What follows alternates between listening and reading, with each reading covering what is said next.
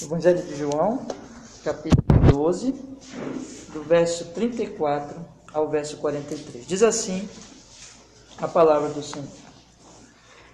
Respondeu-lhe a multidão: nós temos ouvido da lei que o Cristo permanece para sempre.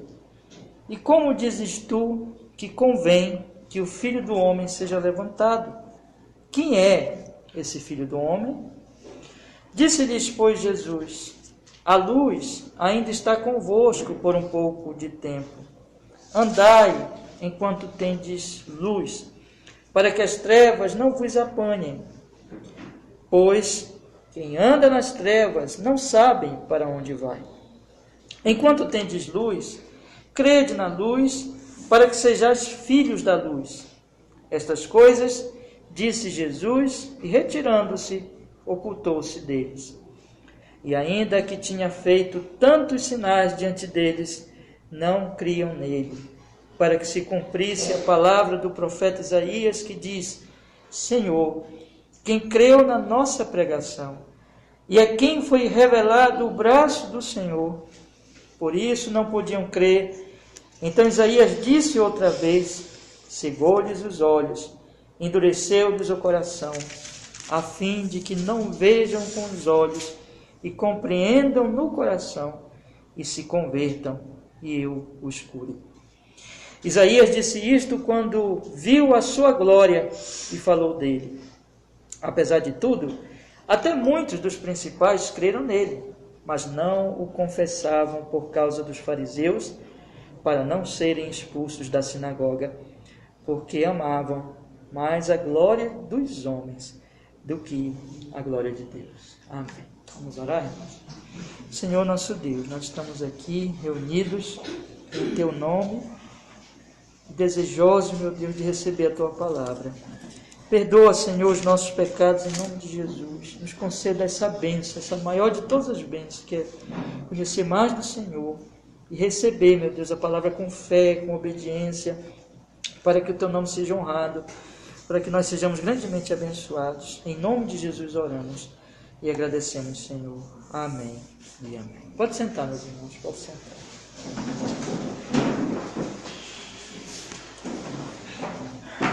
Meus irmãos, nós chegamos aqui nesse texto, e é um texto muitíssimo importante do Evangelho de João, porque aqui nesse texto se encerra o ministério público de Nosso Senhor.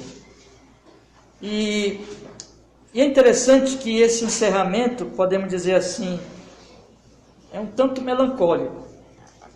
É um encerramento que diz assim: eles não creram. Eles não creram. E é uma referência, na verdade, ao povo judeu, à nação de Israel, dizendo que a nação de Israel, como nação, ela não creu no Senhor Jesus Cristo.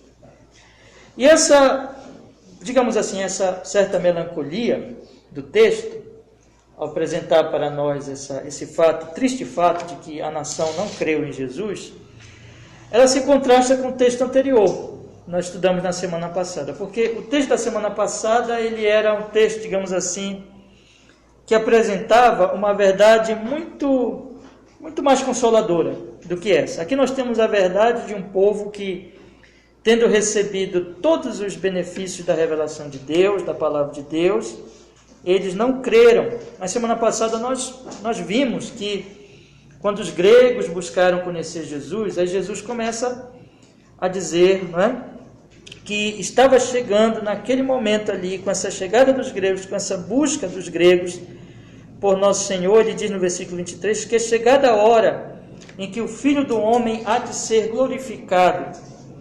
E aí Jesus começa a falar dessas coisas, dessa sua glória.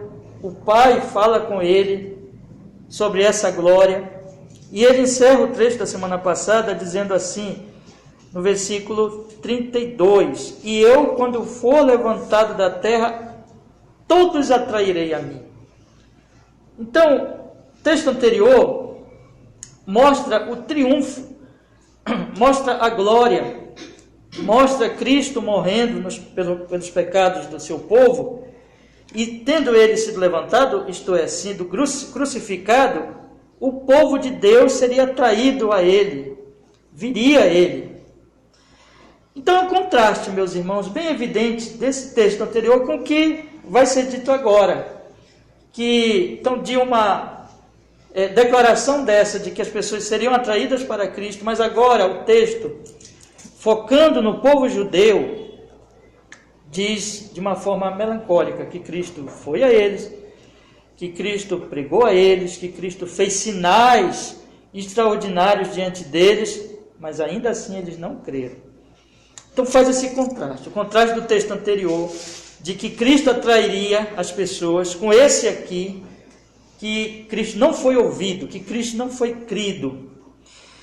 E outro contraste também que está no texto é que, um contraste muito impressionante, muito importante nós observarmos, é que essas pessoas que não creram, que é esse tom mais melancólico, digamos, não é outro povo, a não ser o povo judeu, povo de Israel, os seus. Aliás, João já tinha dito lá desde o início, vocês lembram do início do Evangelho de João, quando ele diz assim, veio para os seus, e os seus não o receberam. Há esse contraste também aqui, que o povo de Israel, ou o povo judeu, eles não receberam a Cristo, com o texto anterior, que fala de que o povo que recebeu a Cristo se refere especialmente, não somente, mas especialmente aos gentios. Vocês lembram que o texto anterior que nós estudamos semana passada, no versículo 24, diz que aqueles que foram procurar Jesus eram gregos, não eram do povo judeu, mas eram gregos. Então, ora, havia alguns gregos entre os que tinham subido a adorar no dia da festa. E aí Jesus começa a dissertar sobre o fato de que, como que esses gregos foram um símbolo de que o Evangelho iria sair, a verdade de Deus iria sair dos limites do povo judeu e iria chegar a todas as nações, aos gregos, aos gentios, aos povos pagãos, a todas as nações. Então nós temos que o povo de Deus do Antigo Testamento, o povo judeu, rejeita a Cristo, enquanto que o povo gentil recebe a Cristo. Isso não é absoluto. Na verdade, nós temos, João, ele já vem dizendo, nós temos estudado já, por exemplo, ele diz quando ele faz o discurso, quando Jesus faz o discurso do bom pastor, no capítulo 10, Jesus diz que há dois apriscos, né? Que é o aprisco de Israel, mas há o aprisco também dos judeus, dos gentios, e que a ele convém reunir tanto de um aprisco como de outro, um só povo, um só rebanho, do qual ele será o pastor. Então haverá um pastor e haverá um rebanho. Isso mostra, meus irmãos, que no final das contas, quando nós pensamos que uma nação tão privilegiada como Israel, e uma nação, e um povo não tão privilegiado, mas na verdade um povo que até aquele momento não recebeu a luz, porque a luz ficou concentrada mais em Israel, que eram os gentios, que eram os outros povos, tanto no caso como no outro, a salvação é pela graça, é obra de Deus. Na verdade, o fato de Israel, depois de ter recebido tantos privilégios, tanta graça, tanta misericórdia, mas como nação desprezar a Cristo e não crer no Senhor Jesus Cristo, é uma demonstração que não depende dos homens. Como Paulo vai dizer em Romanos, não depende de quem quer nem de quem corre, mas de Deus, na sua misericórdia. O fato de que há gentios que crerão, um povo tão em trevas como os gentios, que não tinham a luz, mas que tinham caído em práticas idolátricas, em terríveis práticas morais, senão que nós podemos constatar estudando a história da humanidade. O fato de que haverá pessoas que vão crer no Senhor Jesus também é uma demonstração de que é a graça de Deus, de que só Deus pode salvar. Esse texto, então, meus irmãos, ele é um texto que aponta, apesar da sua, como eu disse nisso, da sua melancolia, mas na verdade ele traz uma mensagem sim de tristeza, e eu creio que João aqui, quando escreveu isso, não falou com alegria, e o próprio Jesus apela para que eles creiam na sua misericórdia. Deus não se agrada da perdição dos homens, mas da salvação dos homens. Apesar de que há esse tom aqui de melancolia, de tristeza, mas não é um tom de desespero, mas é um tom que mostra exatamente do meio dessa tragédia que é a humanidade, do meio do fato de que os homens voluntariamente rejeitam a maior luz que eles podem ter do Evangelho, mas ainda assim há pessoas salvas, ainda assim há aqueles que creem, porque a salvação é pela graça de Deus. E nós podemos dizer que se nós estamos aqui hoje à noite crendo, meus irmãos, é porque Deus foi gracioso conosco, só isso. Não há nenhum mérito em nós e nenhuma potência em nós mesmos que possa explicar o fato de nós estarmos aqui hoje e de nós crermos no Senhor Jesus, a não ser a verdade única de que Deus teve misericórdia de nós, que o Senhor derramou sobre nós a sua graça e a sua bondade. Eu gostaria então de ler esse texto com os irmãos, meditando exatamente, tendo feito essa introdução, meditando nessas verdades aqui que são expostas no texto, irmãos. Nós podemos dividir o texto em 3 partes, meus irmãos, que eu gostaria de sugerir aos irmãos. O texto fala como tema de que, apesar de todos os sinais, eles não creram, mas nós podemos dividi-lo em 3 partes. A primeira parte, que vai do versículo 34 ao versículo 36, é uma exortação do nosso Senhor para que aquele povo creia, para que aquele povo aproveite a luz que eles estavam tendo naquele momento. Versículo 34 a 36. A segunda parte, do verso 37 a 41, a palavra de Deus vai falar aqui de um processo de endurecimento daquele povo. E a última parte, os 2 versículos últimos aqui do trecho, versos 42 e 43, a palavra de Deus vai falar do amor à glória humana. Então nós temos essas 3 partes aqui, que elas estão interligadas nesse tema, né, da rejeição dessas pessoas a Cristo. Então, Cristo as exorta a fé, 34 a 36. João apresenta aqui o motivo e todo o processo de endurecimento desde o verso 37 e 41. E apresenta finalmente o amor que essas pessoas tinham, especialmente um grupo aqui, mas isso se aplica a todo esse grupo aqui, a glória humana e não a glória de Deus. Vamos então entrar, meus irmãos, no texto. Eu convido os irmãos a acompanharem comigo aí com as suas Bíblias. O versículo 34 diz assim: respondeu-lhe a multidão: nós temos ouvido da lei que Cristo permanece para sempre. E como dizes tu que convém que o Filho do Homem seja levantado? Quem é esse Filho do Homem? Nós temos então aqui, meus irmãos, que a reação do povo diante das últimas palavras de nosso Senhor Jesus Cristo, que Cristo ele disse assim nos versículos anteriores. Vamos ler, por favor, versículo 31 em diante. Jesus tinha dito assim: agora é o juízo deste mundo, agora será expulso o príncipe deste mundo, e eu, quando for levantado da terra, todos atrairei a mim. E aí João explica no verso 33. E isto dizia isto, significando de que morte havia de morrer. Então aqui nós temos que Jesus diz assim: quando eu for levantado da terra, todos atrairei a mim. E esse levantar da terra, Jesus está dizendo claramente: eu vou morrer, e a forma da minha morte será a crucificação. Então a forma da morte dele será a crucificação. E o povo entende isso. O povo entende que Jesus está falando de si mesmo como o Messias prometido, mas como o Messias que será morto, que vai perecer, que vai ser morto.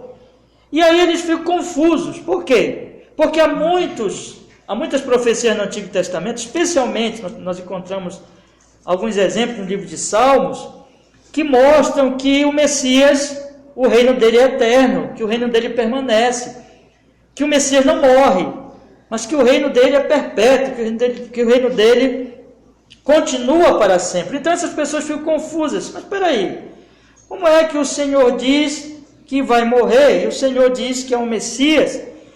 Nós temos ouvido na lei que o Cristo, que o ungido de Deus, permanece para sempre. E como dizes tu que convém que o Filho do Homem seja levantado? Quem é esse Filho do Homem? Do que o Senhor está falando, afinal de contas? Meus irmãos, por que as pessoas ficaram nessa confusão?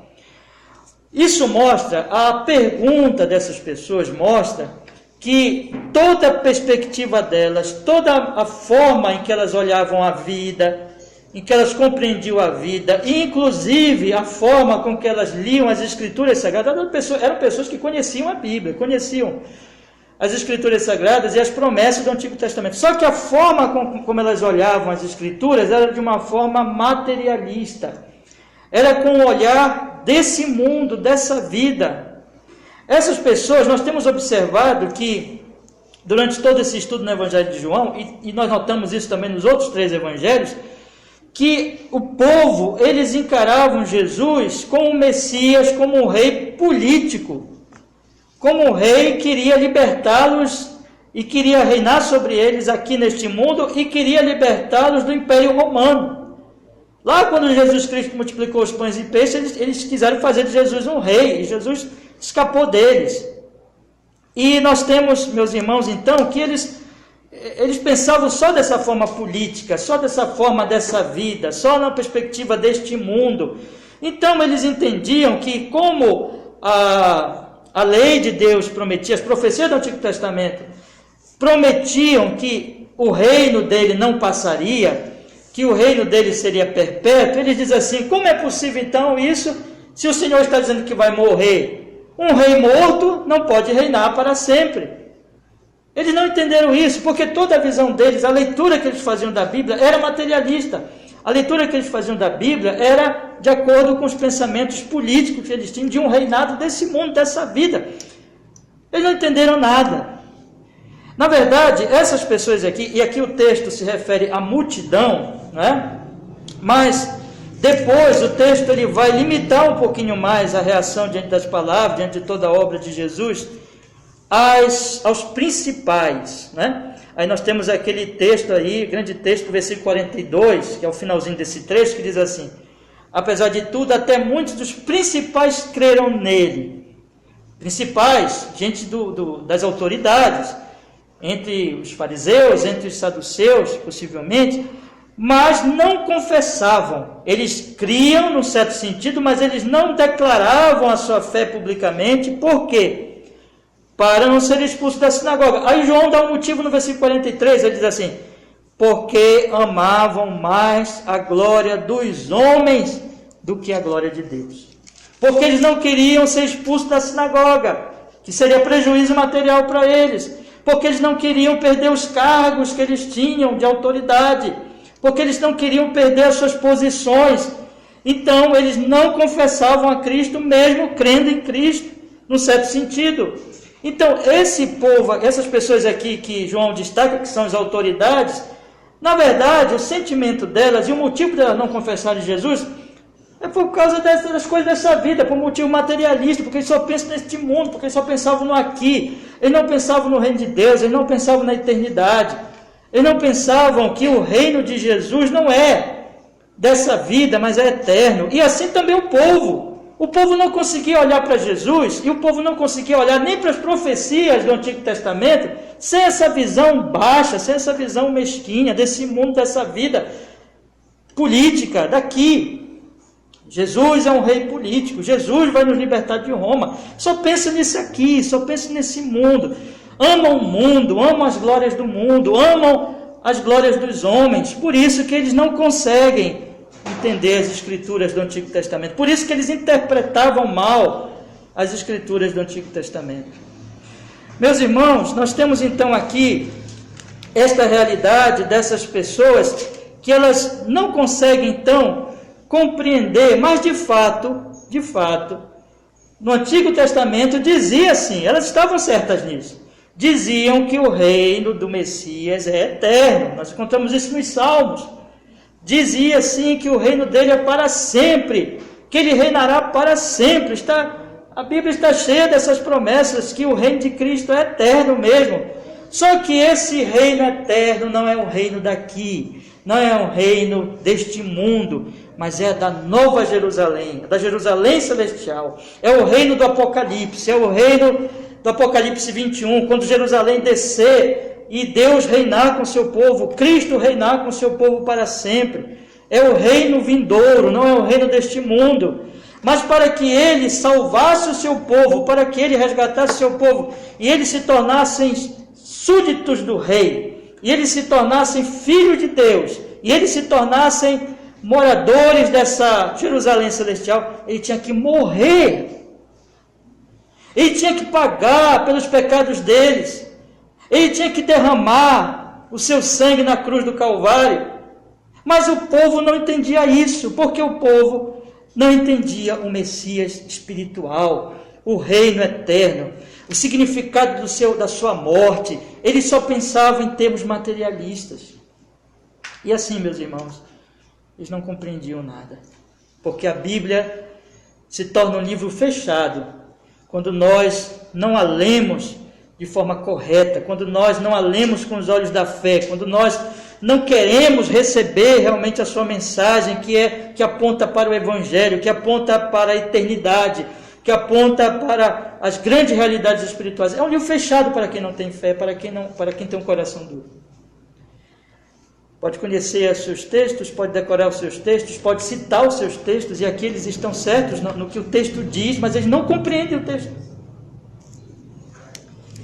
E aí, meus irmãos, o Senhor Jesus Cristo, ele responde a essas pessoas, mas ele não responde diretamente a elas. É muito notável isso aqui, é muito interessante nós observarmos que elas dizem aqui, eu vou ler de novo o versículo 34, quando eles dizem assim: nós temos ouvido da lei, que Cristo permanece para sempre. Como dizes tu que convém que o Filho do Homem seja levantado? Quem é esse Filho do Homem? Cristo não corrige eles diretamente. Cristo não diz assim: olha, deixa eu explicar para vocês, vocês não estão entendendo, essa profecia, ela não é nesse sentido, essa profecia tem um sentido espiritual. Não, Cristo não faz isso. Mas Cristo lhes dá um conselho e uma exortação que toca na essência do problema deles. Na essência do problema, no âmago da questão, digamos assim, que mostra o motivo de eles estarem interpretando mal a Bíblia, de eles estarem interpretando mal as Sagradas Escrituras. Então Cristo não corrige a profecia em si, mas Cristo mostra e os exorta, mostra qual é o problema deles, que os faz não entender a profecia, e os exorta a deixar este problema. Que problema é esse? A falta de fé, a falta de um coração que está disposto a receber a luz de Cristo, a luz do Evangelho, a luz de Cristo, da Palavra de Deus.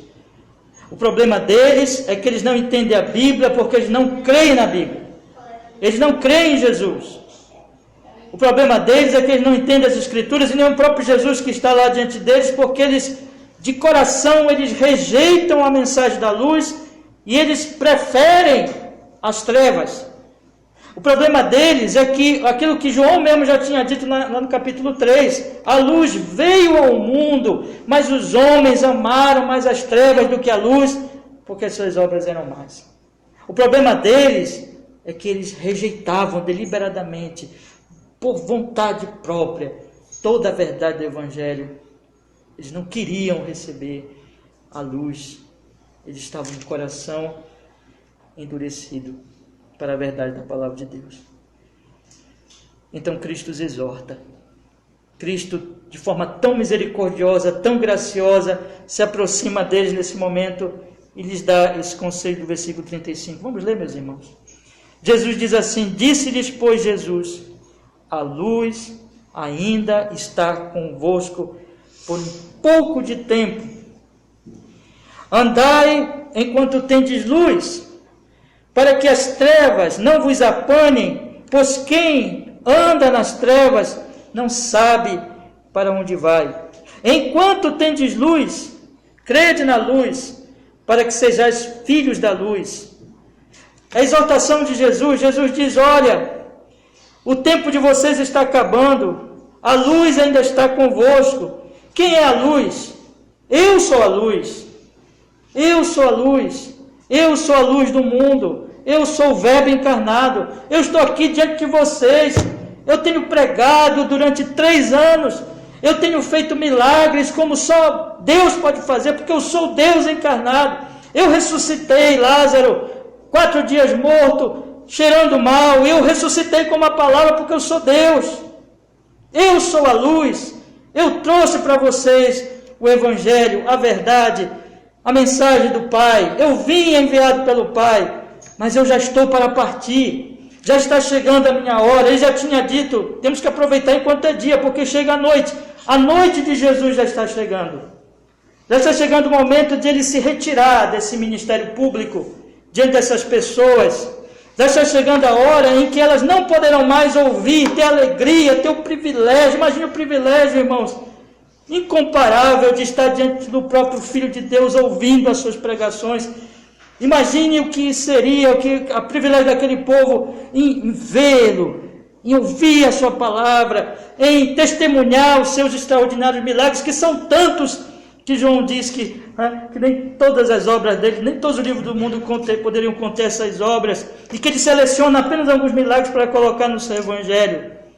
Imagine o privilégio que essas pessoas tinham, mas iria se encerrar, isso iria acabar.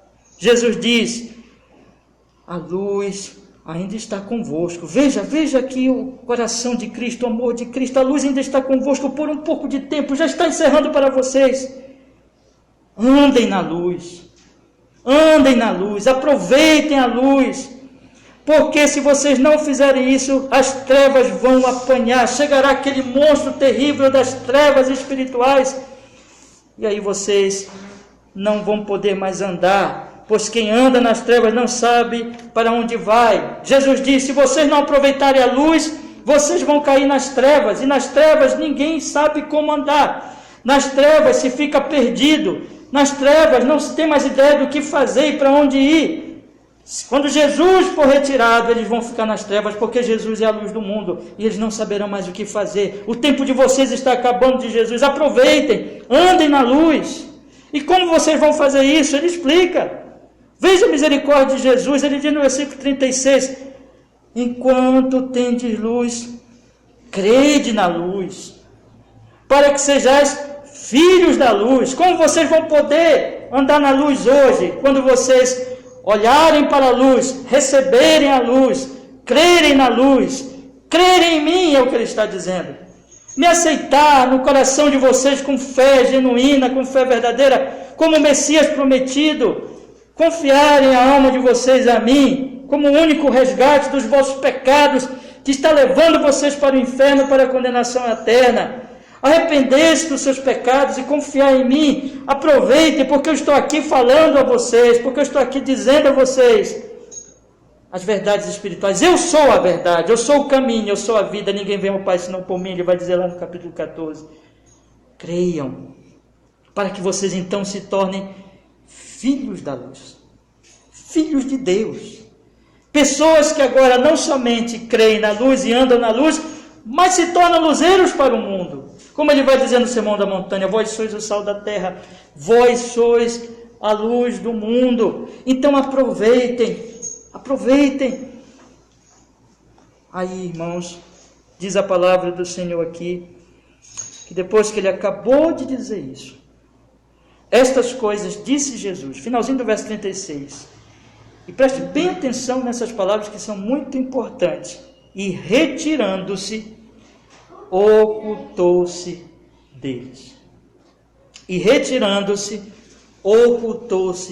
Aqui, nesse momento, esse texto, eles dizem assim, estas coisas, que coisas são essas? Essas coisas se referem ao que Jesus imediatamente tinha dito, mas não só a essas palavras, mas na verdade a todo o ministério público de Jesus.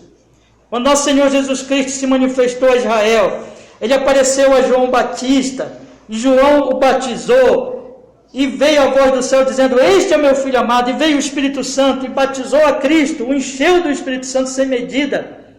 Ele sai de lá, ele vai para o deserto, ele é tentado por Satanás, ele vence o diabo no deserto, e ele começa o seu ministério público.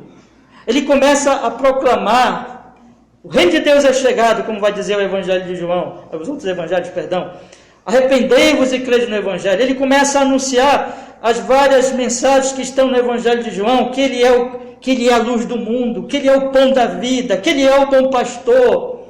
E ele começa a operar milagres extraordinários, e ele passa aqueles anos ali, tanto pregando como operando milagres, e é inquestionável o fato de que ele é o cumprimento das profecias do Antigo Testamento, e de que não há como negar isso, e ele está brilhando, a luz está brilhando, eis que a luz veio ao mundo. Deus enviou o seu Filho, e Cristo Jesus é esse Filho, e ele é a luz. Mas aqui, meus irmãos, ele está encerrando esse ministério público.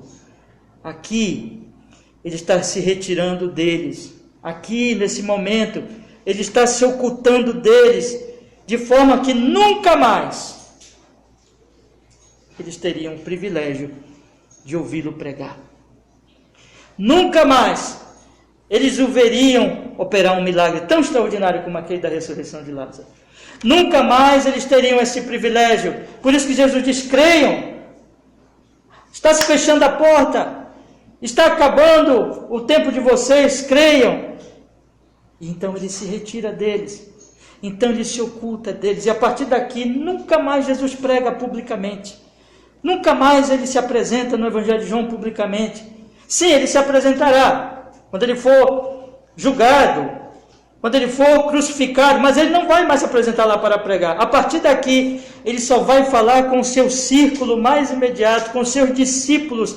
A partir daqui, nós estamos encerrando já o capítulo 12. Semana que vem, se Deus assim permitir, nós vamos pregar ainda a última exposição do capítulo 12.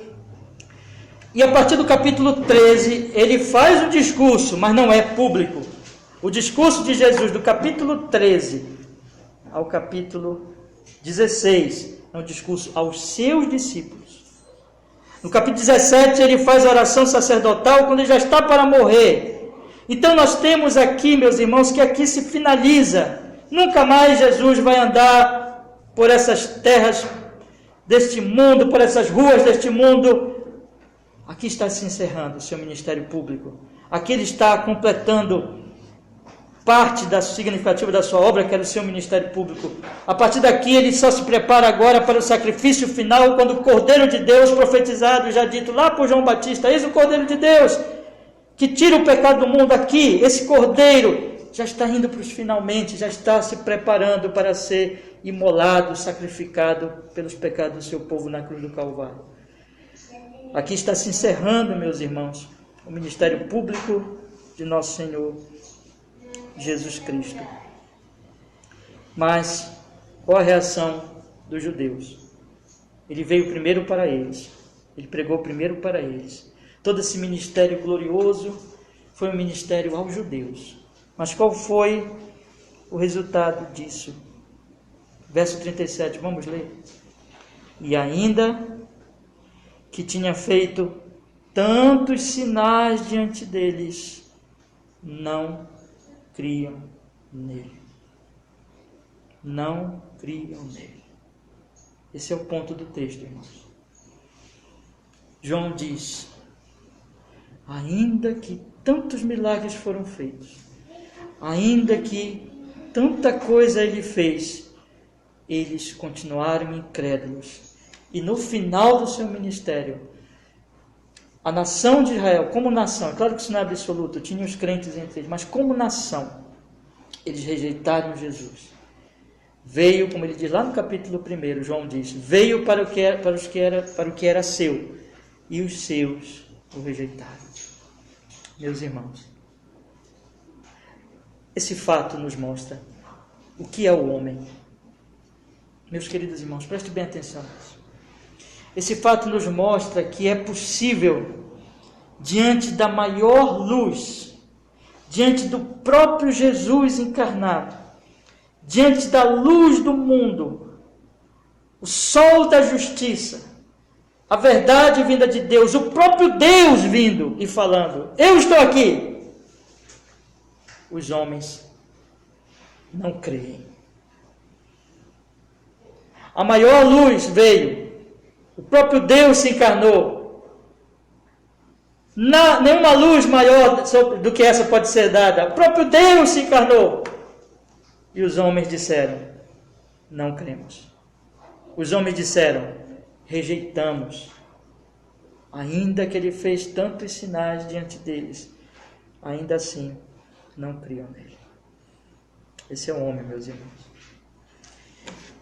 João ele vai explicar o porquê disso. João ele vai dizer o que aconteceu, afinal, para que essas pessoas tivessem agido assim de uma maneira tão impressionante, tão incrível, rejeitando a luz do mundo. A lâmpada estava lá, mas eles rejeitam. Por quê? João vai dizer, e ele vai citar aqui, meus irmãos, duas profecias do profeta Isaías, uma no capítulo 53, o famoso capítulo 53, que eu creio que todos os irmãos aqui conhecem, e outra do capítulo 6. Ele diz aqui no versículo 38, vamos ler por favor, ele diz assim: para que se cumprisse a palavra do profeta Isaías, que diz: Senhor, quem creu na nossa pregação, e a quem foi revelado o braço do Senhor. Isaías, centenas de anos antes, diz aqui João, já tinha profetizado. João está aqui explicando o problema judaico. Por que a nação não creu? João está aqui dizendo, como Paulo vai dizer, se você pega a carta aos Romanos do apóstolo Paulo, do capítulo 9 ao capítulo 11, Paulo vai tratar do problema judaico. A nação não creu, a nação rejeitou, mas isso já estava profetizado. Isaías já profetizou. Isaías diz: Senhor, quem creu na nossa pregação? No tempo de Isaías, o próprio Isaías foi rejeitado pelo povo, um verdadeiro profeta de Deus, trazendo a palavra de Deus, mas Israel rejeitou naquele momento. Mas João diz aqui que Isaías não está falando de si especialmente, mas ele está falando de Cristo que viria. E ele diz assim, e ele coloca aqui no contexto de Cristo. João pega aquela profecia e coloca dentro de uma linguagem ali naquele contexto e diz: quem creu na nossa pregação? Primeiro. Segundo, e a quem foi revelado o braço do Senhor? Então, primeiro, quem creu na nossa pregação? Segundo, a quem foi revelado o braço do Senhor? Pregação era o que Cristo proclamava. As palavras dele, os sermões dele, os ensinos dele. Ele pregou, ele falou claramente de Deus, dele como enviado do Pai, do propósito dele, das suas ovelhas, da sua morte na cruz. João Batista já tinha anunciado: eis o Cordeiro de Deus que tira o pecado do mundo. A pregação foi feita e claramente, meus irmãos, mas eles não creram. Mas eles não creram só na pregação. Diz a palavra de Deus aqui, e Isaías já tinha profetizado, que a quem foi revelado o braço do Senhor. O braço do Senhor se refere atuação milagrosa de Deus através de Cristo, nos seus milagres, nos seus sinais, que só Deus podia fazer aquilo, só Deus podia andar sobre as águas, só Deus podia curar um cego de nascença, só Deus podia ressuscitar um morto de 4 dias, já cheirando mal, só Deus poderia alimentar uma multidão grande com um pouquinho de pão e peixe. O braço do Senhor se manifestou, o socorro do Senhor se manifestou, a mão de Deus graciosa, salvadora, se manifestou àquelas pessoas através dos poderosos milagres que Cristo operou. Mas ninguém creu. Isaías já profetiza isso. Ninguém creu na sua pregação, ninguém creu nos seus milagres extraordinários. E aí ele cita a segunda profecia do capítulo 6, que mostra por quê. Afinal, por que esse povo não creu? E aqui vem a parte mais impressionante do texto, meus irmãos, porque Isaías vai dizer assim, João vai dizer, citando Isaías, que eles não creram porque Deus lhes endureceu. Porque Deus endureceu o coração daquele povo. Veja o que ele diz no versículo 39, vamos ler em diante, por favor. Por isso, não podiam crer. Então, Isaías diz outra vez, agora ele cita a profecia do capítulo 6 de Isaías: cegou-lhes os olhos, e endureceu-lhes o coração, a fim de que não vejam com os olhos, e compreendam no coração, e se convertam, e eu os cure. Isaías disse isto quando viu a sua glória e falou dele. Então Isaías e João está explicando aqui, eis o motivo daquele povo rejeitar Jesus de forma impressionante, é porque Deus endureceu o coração deles. Como podemos explicar isso, meus irmãos? Permita-me que eu lhe explique algumas verdades, alguns fatos bíblicos. A Bíblia mostra que quando uma pessoa crê, quando uma pessoa se arrepende dos seus pecados e crê no Evangelho, Deus quebranta o seu coração. Na verdade, é uma promessa do profeta que diz, ele virá e ele trocará o nosso coração de pedra, um coração duro, um coração que rejeita, por um coração de carne, por um coração mole, por um coração que se dobra diante da palavra de Deus, um coração que crê na palavra de Deus. É Ele que faz isso. Deus é ativo nisso. Deus, pelo seu poder, pela sua graça, pelo Espírito Santo, nos regenera. É o novo nascimento que Jesus falou lá no capítulo 3 de João. É a vivificação que o apóstolo Paulo fala em Efésios capítulo 2. Deus é que opera essa vivificação. Deus age aqui ativamente. Mas também, meus irmãos, existe uma segunda operação de Deus. E é essa que Isaías e que João, ele relata aqui nesse momento. É quando Deus, não de forma ativa, mas quando Deus, ele não dá a sua graça. Quando Deus, ele não concede a sua graça, a sua regeneração, mas ele deixa os homens seguir o seu próprio curso. Ele entrega os homens ao seu coração. O endurecimento que a Bíblia fala, você pega, por exemplo, no caso do profeta, aliás, no caso de Faraó, em Êxodo, você vai encontrar ali em Êxodo, quando fala de Faraó, às vezes a Bíblia dizendo que Faraó endureceu o seu coração, e às vezes a Bíblia dizendo que Deus endureceu o coração de Faraó. Que sentido é isso? É que Deus entregou o Faraó para a sua própria incredulidade. Deus entregou o Faraó para o seu próprio coração mau, para o seu próprio coração endurecido. Deus não deu graça a Faraó. Aí você vai dizer, mas por que Deus faz isso? Por que Ele faz isso? Não há injustiça nisso em Deus? Não, meus irmãos, não há injustiça. Lá em Romanos capítulo 1, a partir do versículo 18, texto que tantas vezes já citei aqui na nossa igreja, o apóstolo Paulo, ele demonstra que Deus se revela claramente a todos os homens através da sua criação.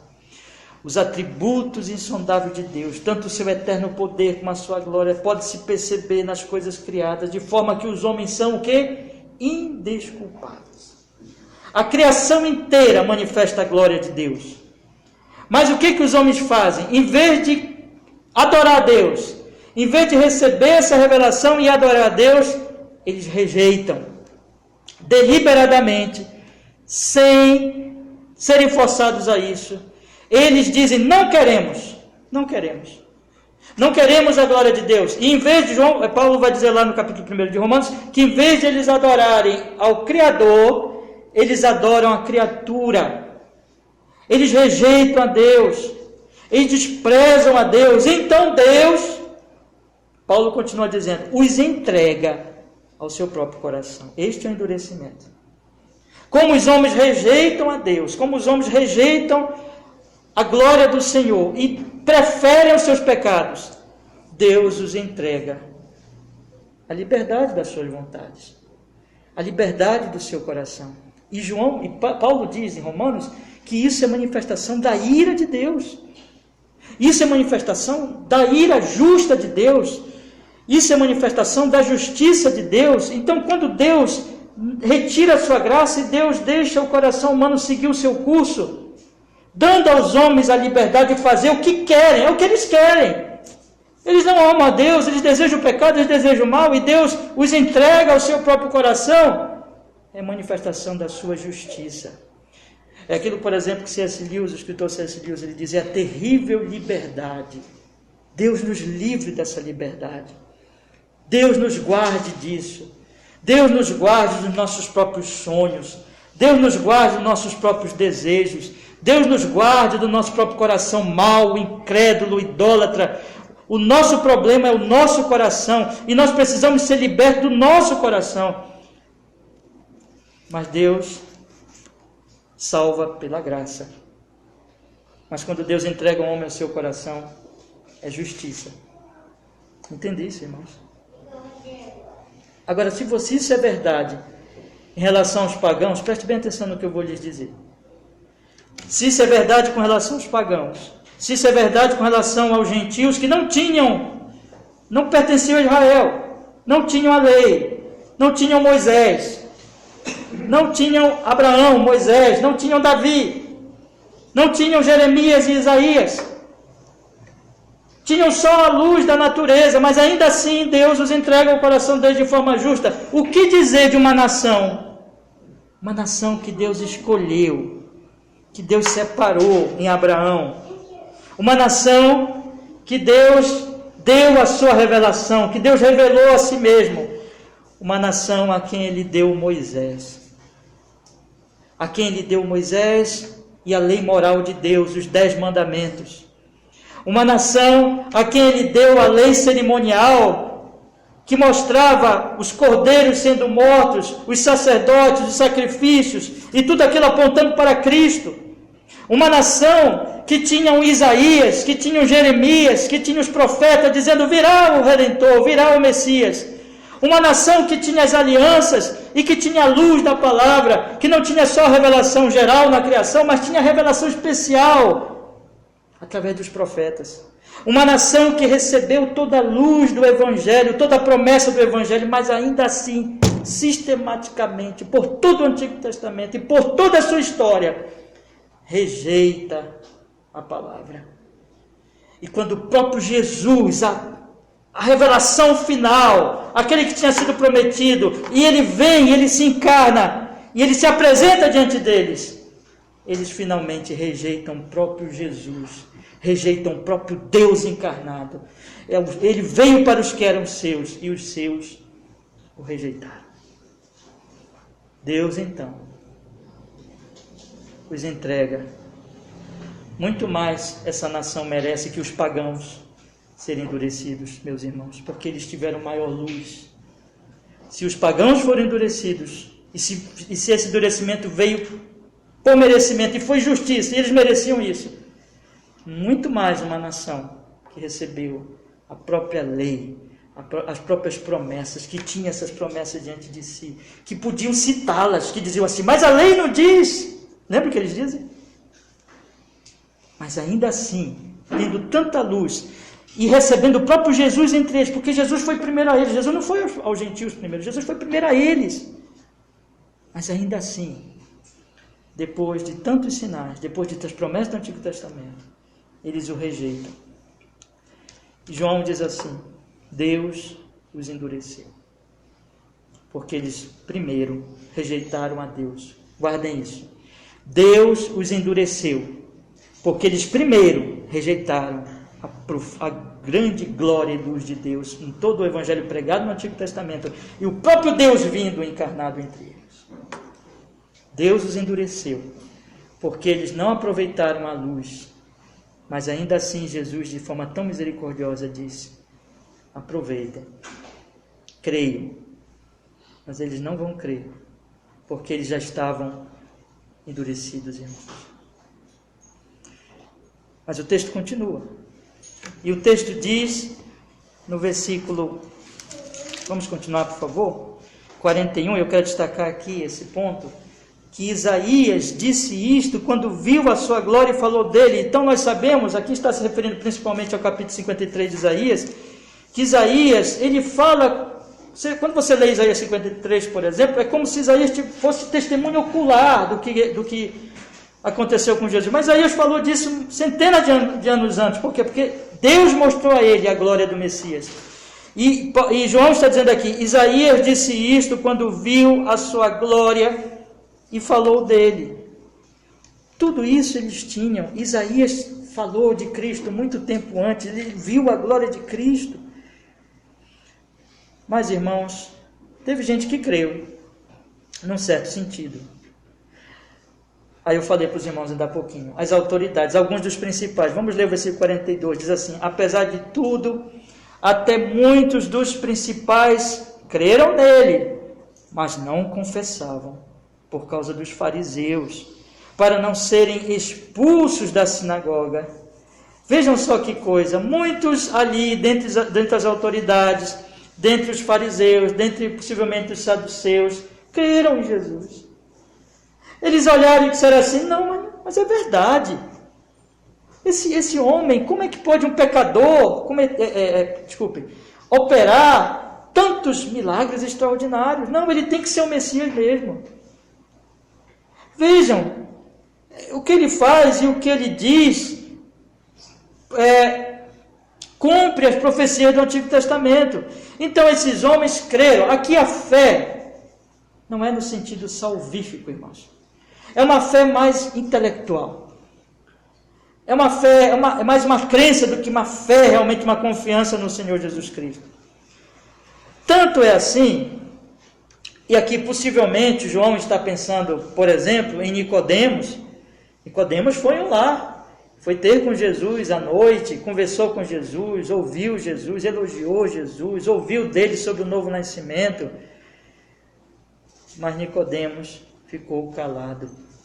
E muitos ali que creram nele também ficaram calados.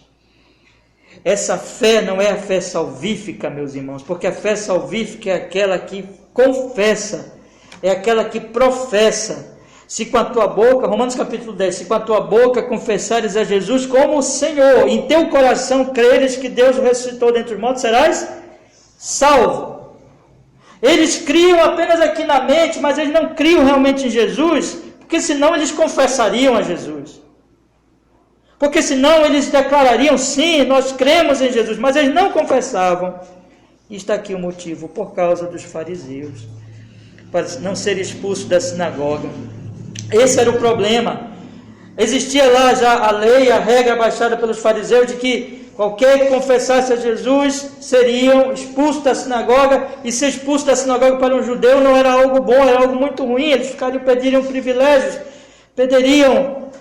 ficariam na periferia da sociedade. O próprio ex-cego, lembra lá do capítulo 9? Ele foi expulso, e ele era um homem humilde, ele era um homem do povo. Ele não perdeu assim muito, porque ele já era humilde, mas ele perdeu também. Os pais do ex-cego não quiseram dizer também por medo. Você lembra da história lá do capítulo 9? Não quiseram confessar que Jesus tinha curado por medo de serem expulsos da sinagoga. Era, digamos assim, seria uma situação social muito ruim para aquelas pessoas. Elas não queriam perder o privilégio que elas tinham na sociedade.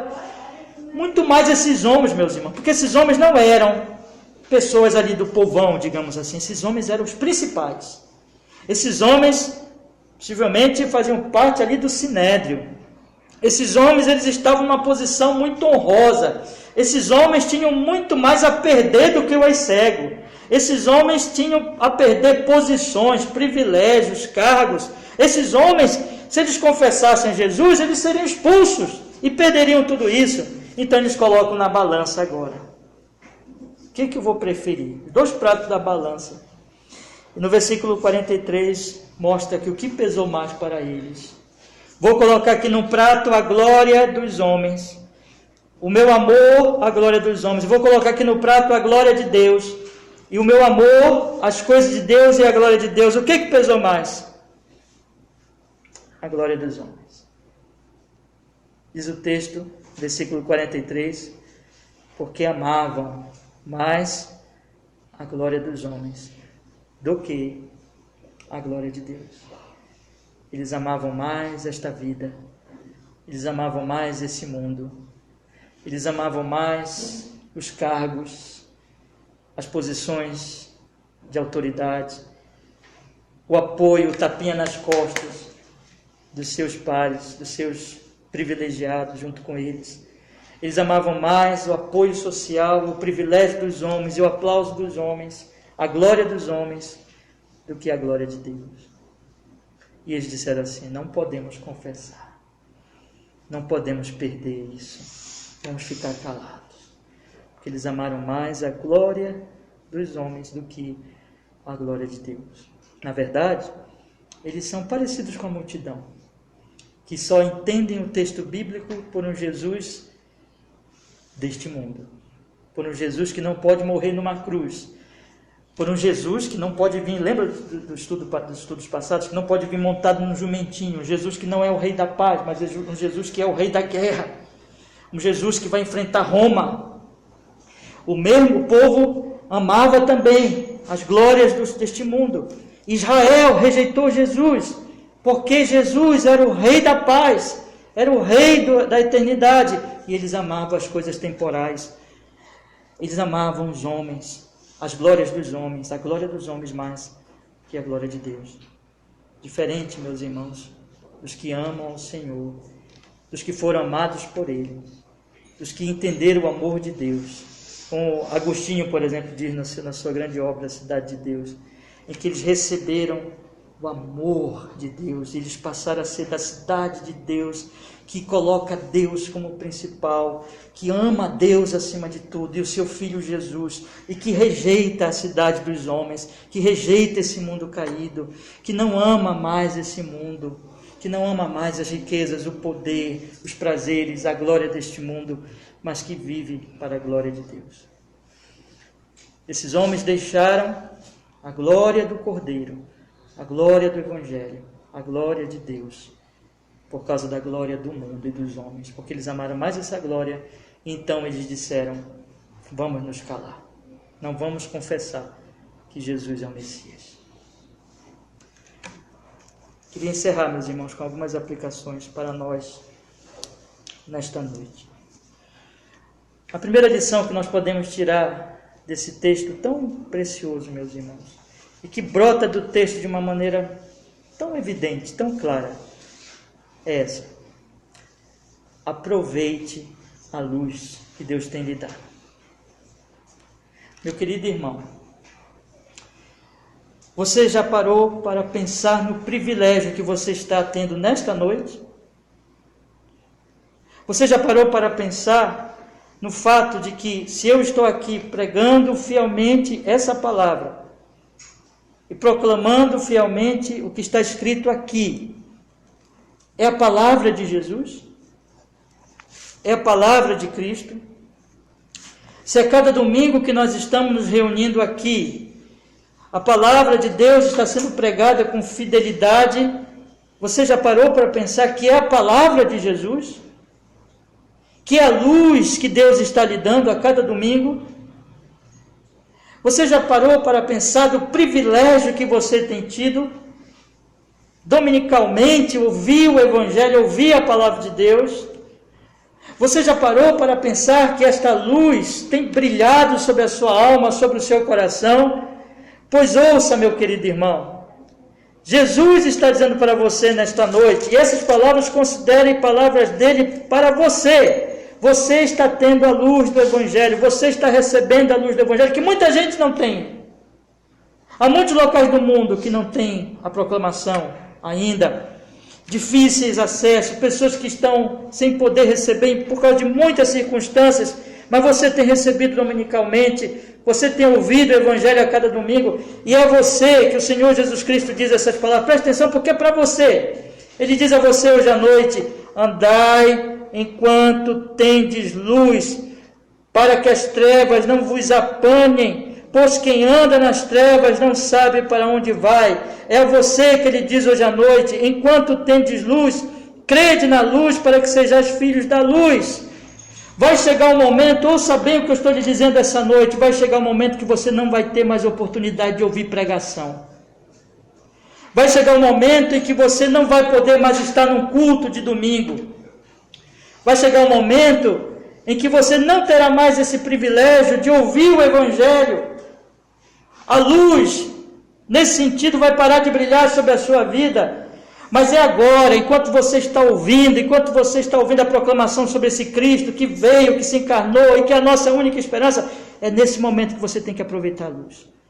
É esse momento que você tem que crer no Senhor Jesus Cristo. Não é pouca coisa, ouça o que eu estou lhe dizendo nesta noite como advertência, não é pouca coisa desprezar a pregação do Evangelho. Se alguém aqui entre nós hoje à noite, se eu estou pregando o Evangelho com fidelidade, e alguém aqui entre nós ouve essa mensagem com indiferença, está lá pensando em alguma coisa da sua casa, não está dando atenção, está indiferente ao que está sendo pregado, e sai daqui sem nenhum efeito na sua vida, sem fé, sem arrependimento, e resiste à palavra de Deus. Não é pouca coisa, é gravíssimo. Enquanto você tem a luz, Receba a luz. Creia no Senhor Jesus Cristo. Arrependa-se dos seus pecados. E creia em Jesus. Aproveite a luz. Em segundo lugar, meu querido irmão, tomemos muito cuidado. Essa é uma segunda palavra, uma lição e uma advertência também. Tomemos muito cuidado com o processo de endurecimento. Assim como aquelas pessoas rejeitaram o Evangelho sistematicamente, Deus as entregou ao seu próprio coração, isso acontece também com todos aqueles que dominicalmente, que estão ouvindo a palavra, estão ouvindo o Evangelho, estão tendo contato com a luz de Deus, a luz do Evangelho está brilhando sobre eles, mas eles ali, deliberadamente, rejeitam a Deus, rejeitam a Cristo, e domingo após domingo dizem, não, deixa para depois, procrastina, deixa para depois, e não recebe, e não pensa nessas coisas, e continua vivendo para esse mundo, e continua vivendo para as coisas desta terra. Cuidado, cuidado, porque Deus entrega o homem ao seu próprio coração. Cuidado para não desprezar a graça e a luz do Evangelho. Há muitos que podem estar, e acontece muitas vezes, não poucas vezes, pessoas que estão entre nós, pessoas que ouvem tanta pregação, daqui a pouco se afastam, daqui a pouco não vêm mais, daqui a pouco não usam mais os meios de graça, desprezam o culto, abandonam tudo. E quando isso acontece, nós chamamos essas pessoas normalmente de desviados, ou que apostataram da fé. Mas ouçam, irmãos, isso não acontece de uma hora para outra. Isso é um processo de endurecimento. A pessoa vai ouvindo e não se converte, e não crê, e não se arrepende.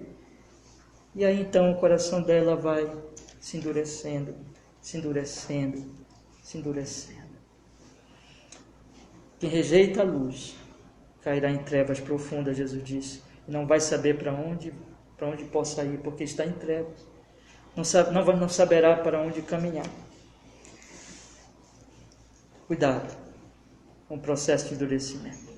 Em terceiro lugar, meus irmãos, esse texto também nos aponta para a verdade de que só Deus pode nos salvar. Que se nós estamos aqui hoje à noite, se nós já nos arrependemos dos nossos pecados, se nós já confiamos em Cristo como nosso Salvador, esse texto diz para você hoje à noite, ó meu irmão, ó servo de Cristo, ó ovelha do bom pastor, saiba que você é ovelha, que você é um crente que está aqui hoje à noite, não pelos seus méritos, nem pelas suas capacidades, potências, porque você e eu e toda a humanidade somos como esses judeus, como os gentios, como os pagãos. O nosso coração é mau, o nosso coração rejeita Deus, o nosso coração despreza o Evangelho por natureza. Nós faríamos a mesma coisa que esses judeus, diante da luz que brilhou, nós também rejeitaríamos, porque isso é a humanidade, irmãos. E Deus faria justiça se nos endurecesse, e Deus faria justiça se nos mandasse para o inferno, se nos matasse, se nos colocasse no inferno imediatamente. Mas hoje nós estamos aqui.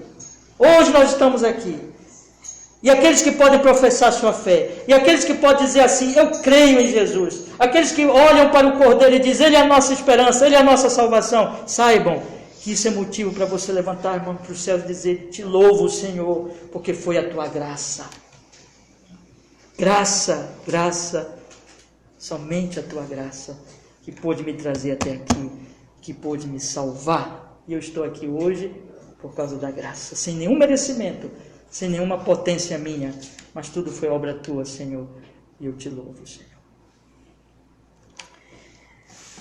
E em quarto lugar, meus irmãos, a advertência da palavra é também aqui para nós hoje. Não permita que o amor às coisas desta vida, que o amor à glória deste mundo, que o amor ao elogio, ao privilégio dos homens, seja na sua família, seja no seu trabalho, seja na sua vida social, em todos os sentidos, pese mais que o amor a Deus. Que você não caia no erro desses que não confessavam porque não queriam perder o privilégio deste mundo. que o seu amor seja somente a Jesus. Que o amor da sua vida não seja nem a sua esposa, o seu esposo, o seu filho, a sua filha, o seu dinheiro, a sua posição, a sua casa, o seu carro, nada disso, mas todas essas coisas estejam abaixo do seu maior amor, que seja Cristo Jesus. Que o seu amor seja Jesus. Que você vá até a morte por Ele, se for preciso, e perca tudo, e sabendo que não perderá nada, porque você tem tudo, você tem Cristo. Como Paulo podia dizer, para mim o viver é Cristo, e o morrer é lucro. Que você esteja disposto a, se for preciso, morrer por Jesus, porque eu lhe digo nessa noite que Ele é digno da seu amor, do seu deleite, da sua devoção, e de que você vá até o fim por Ele, porque Ele veio a este mundo e morreu pelos seus pecados e te chamou sem que você merecesse nada. Que você o ame, que você o sirva, que você o glorifique acima de tudo e honre o seu nome sempre. Que assim seja. Deus tenha misericórdia de nós. Deus nos abençoe. Amém. Vamos orar, meus irmãos. Senhor, obrigado porque pudemos hoje à noite estudar a Tua palavra tão santa, tão preciosa, nesse texto tão maravilhoso. E que nós possamos, Senhor, todos nós aqui, nos derramarmos diante de Cristo e amarmos a Ele, crermos nele e aproveitarmos a luz que Ele tem nos dado, Senhor Deus Todo-Poderoso. E assim amarmos a Ti e sermos filhos da luz que leve a palavra, o Evangelho, a todas as pessoas que estão em volta de nós. Muito obrigado, Senhor, pela Tua graça. Até aqui o Senhor tem nos ajudado. E sabemos que somente por Ti é que estamos aqui de pé, pelo poder do Espírito Santo em Cristo Jesus. Louvado seja o Teu nome cada vez mais nas nossas vidas, hoje e sempre em Jesus. Amém.